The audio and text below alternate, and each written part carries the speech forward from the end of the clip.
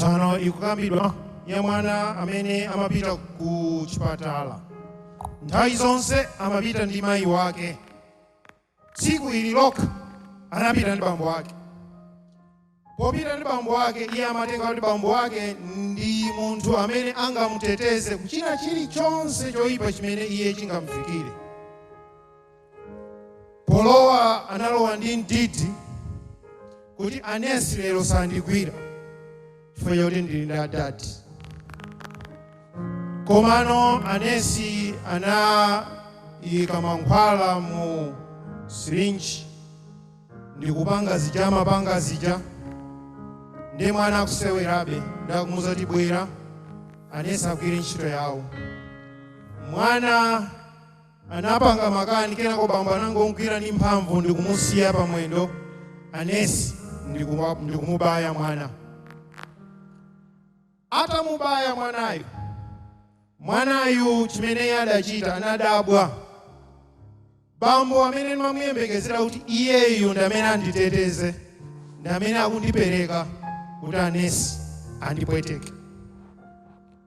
Anayenda ulendo. Tsiku lina atakula patatha zaka 10 wopita kumudzi. Popita kumudzi anapeza gogo akuvutika kuti ayende.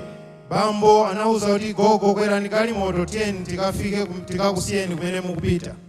Atakatsika mwana anafunsa bambo wake, ndi chifukwa chani gogo aja ali ndi ndodo koma akuvutika kuti ayende? Bambo anamuyankha, mwana, ukukumbukira tinapita ku chipatala, Anesi anakubaya, ndipo atakubaya unaonera kuti tsiku limenelo ubale wa iwe ndine sunali umonga wa nthawi zonse. Mwana anena kuti kuyambira pene paja ndimakukayikirani bambo anga simmandikondanso. Injection imene anakupasa tsiku limene lija inali ya polio, matenda amene agogo tinatengawa kuti iweyo usadzakhale nayo. Ndi pamene adazindikira chikondi cha bambo wake.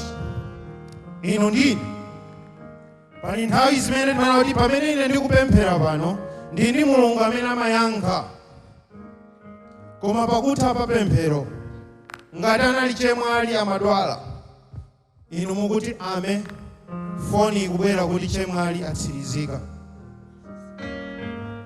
Mulungu amene mmankhulupirira akuoneka kuti wakukhumudwitsani chifukwa chokuti sanakupatseni chimene inu munapempha.